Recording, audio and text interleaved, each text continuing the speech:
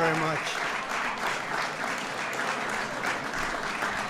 Well, thank you very much. And it's a wonderful evening in a beautiful house called the White House. And thank you for being here. Melania and I are honored to welcome you to the White House and to wish all of you a very, very happy Hanukkah. We're joined tonight by our fantastic Vice President, Mike Pence, and our Second Lady, Karen. Thank you, Karen. Mike, thank you very much. I also want to thank my daughter, Ivanka, and my son-in-law, Jared, for joining us. Strong supporters of Israel. I'm also proud that the Jewish faith is so deeply woven into the fabric of my family. It's a great honor, I will tell you.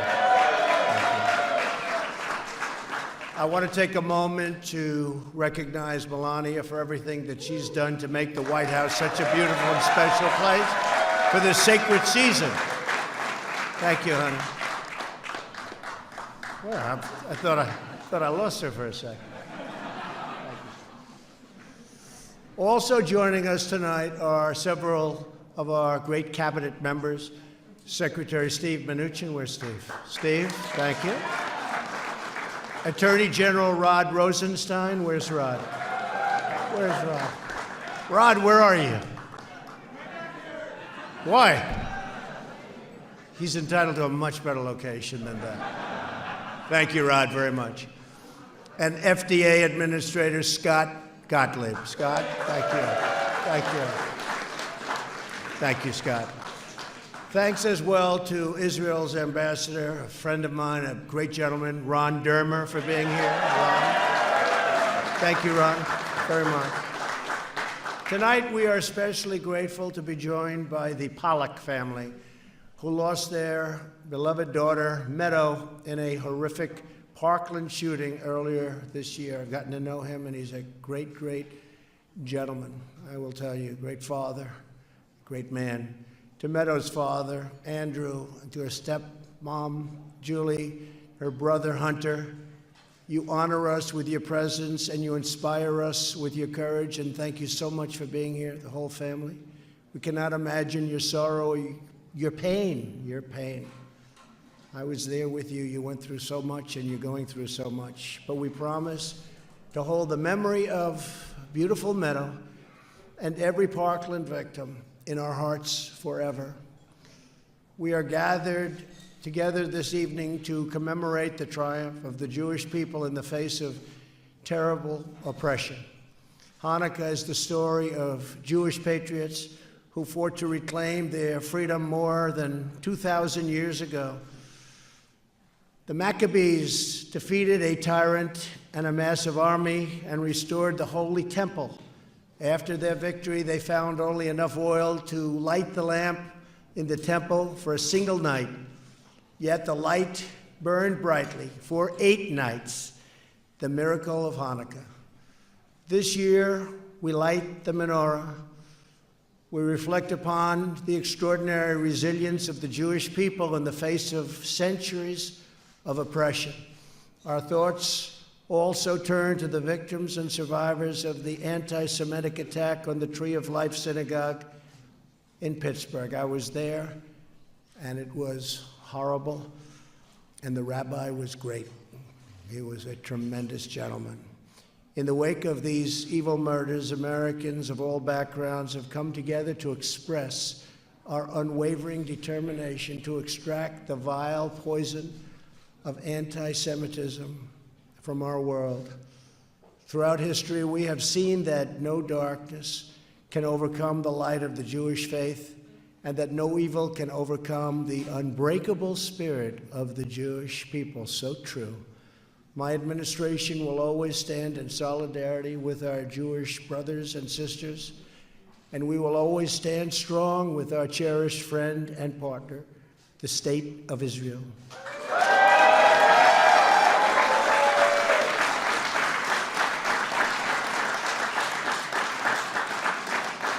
We are confronting the Iranian menace that threatens the United States and Israel and the civilized world. We must never allow Iran to obtain a nuclear weapon. We will not.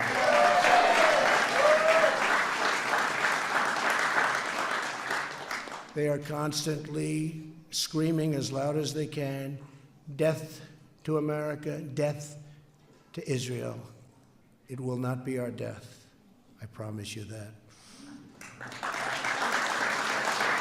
Last year, I withdrew from the horrible Iran nuclear deal and imposed the toughest ever sanctions on the Iranian regime. And it's a very much different country today than it was when I took office, that I can tell you.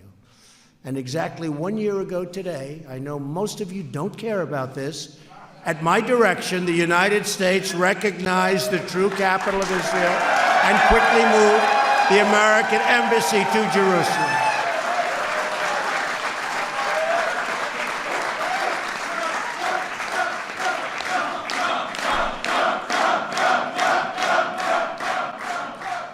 And I'll tell you what, we also got it built. They came to me with a price of more than $1 billion to build the embassy.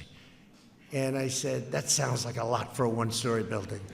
But it was truly $1 billion. It was in excess of $1 billion. I was supposed to sign it. They were going to start looking for land and everything. And I called David Friedman, the great ambassador. And I said, David, they want me to spend $1 billion on an embassy, and it's going to take forever.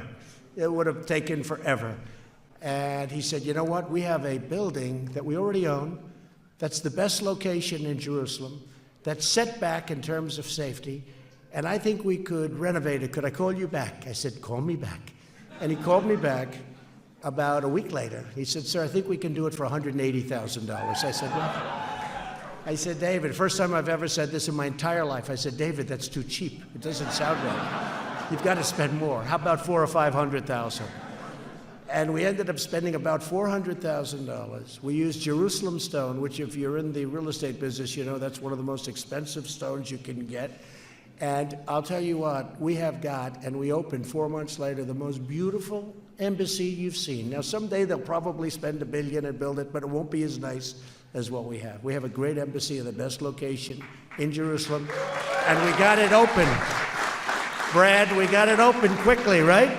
So I'm very honored by that.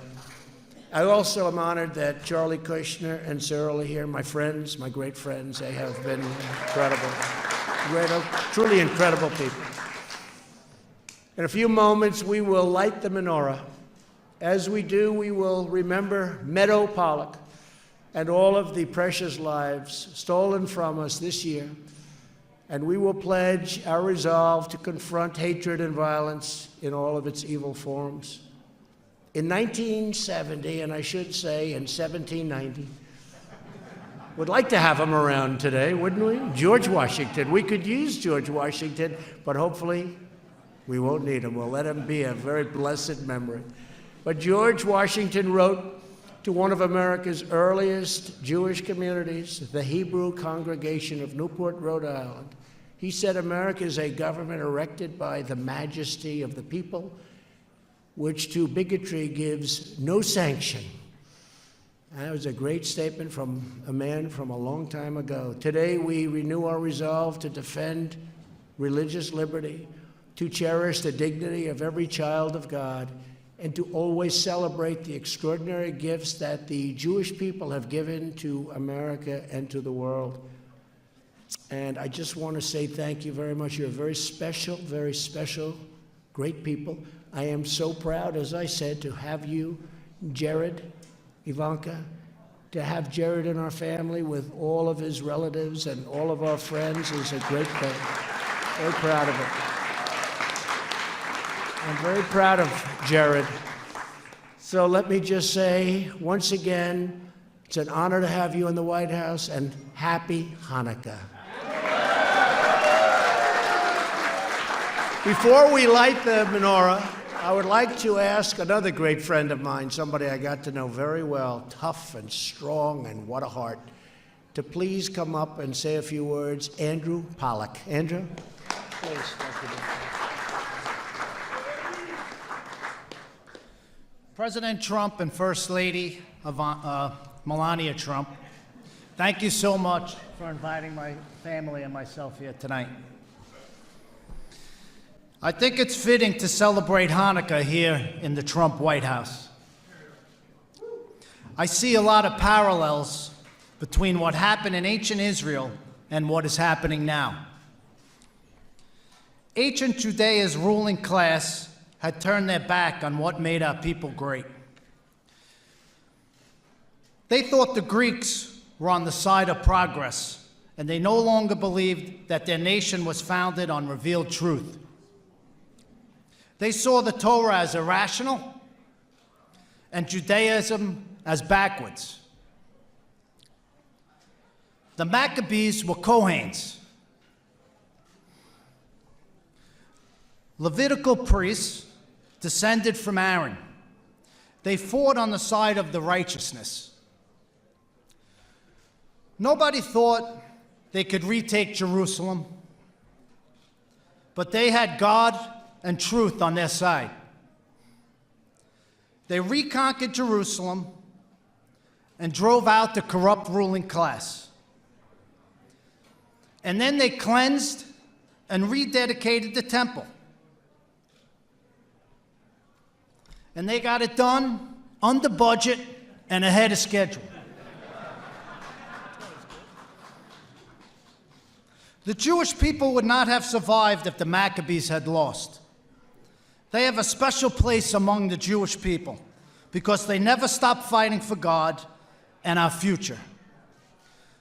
Mr. President, despite the pundits and so-called experts who said you couldn't, you have retaken Washington for the American people.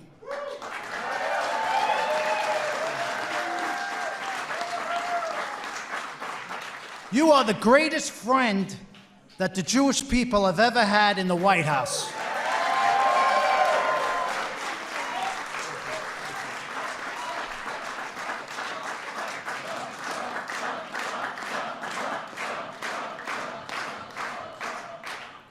Not only because you recognize Jerusalem as the capital of Israel and followed through on your promise to move the embassy to Jerusalem, but because you understand the spirit of Hanukkah within your heart. You're a fighter, and you understand that in order for America to survive, we have to keep on winning.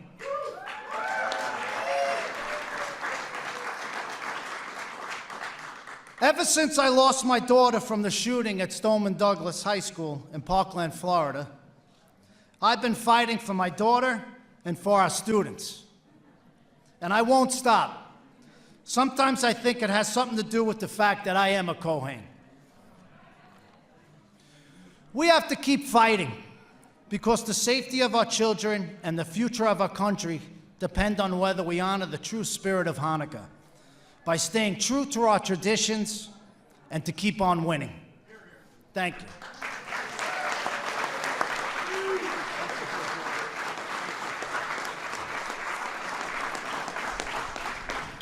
Very special family, and he's a special man, and I witnessed firsthand what he went through, and incredible the way he handled it, and what he's done since is just to make everybody aware of what went on and how we can solve problems is incredible. I just want to thank Andrew for being here and your family. Thank you. Very amazing. Thank you.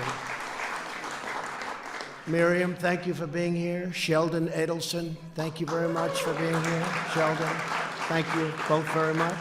And Brad, thank you very much for being here. I really appreciate it. It's really nice. I see you in the audience.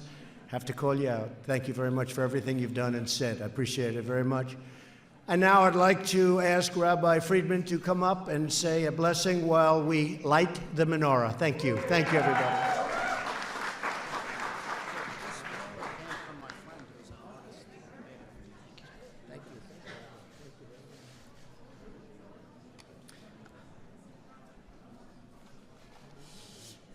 Mr. President, my wife and I have been blessed, thank God, with 11 kids who have helped me prepare this message. I hope and I pray to God that it meets its mark so that I have no issues when I get home. My saintly teacher and mentor, Rabbi Menachem Mendel Schneerson, the Grand Rebbe of Chabad, would always repeat the following simple but important message. Every night of Hanukkah, we add one more candle to the menorah, telling us that the light of the menorah that we lit yesterday is not enough. Tonight, we have to add another candle. We must always continue to grow and increase in all matters of goodness and holiness. Like the menorah, the United States of America continues to be a source of light and a source of hope for God-fearing, freedom-loving people the world over. My father was a Holocaust survivor. He was in Auschwitz. And he would relate that the moment the survivors saw the American soldiers with the flag coming through the gates of the concentration camp, that was the moment that they knew they had survived the war and that the horrible darkness and evil had been distinguished. As mentioned before, having the honor of being the rabbi of the Polacks, being there the night of the horrific tragedy, spending the night with Andy and his family, I even more appreciate and know the comfort and strength that you, Mr. President, have provided to the Pollock family and to all the victims of the shooting of the MSD High School in Parkland and Coral Springs. Mr. President, may God bless you and give you wisdom and strength so that you can continue leading our country in peace and prosperity. And may God bless the United States of America. Happy Hanukkah.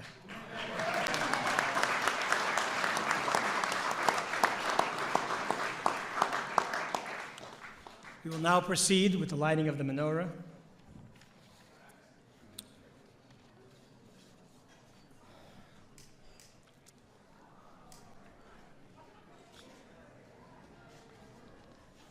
I will first say the blessings in English and then in the Hebrew. Blessed are you, Lord of our King, King of the universe, who has sanctified us with his commandments and commanded us to kindle the Hanukkah light. Blessed are you, Lord our God, King of the universe, who performed miracles for our forefathers in those days at this time.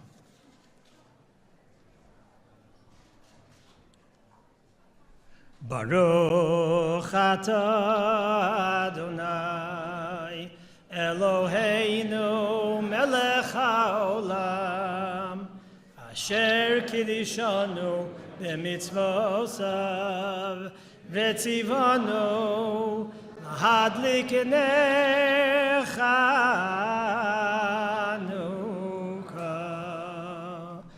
Baruch atah Adonai Eloheinu melech haolam she'asa nisim lavoseinu bayamim ha'eh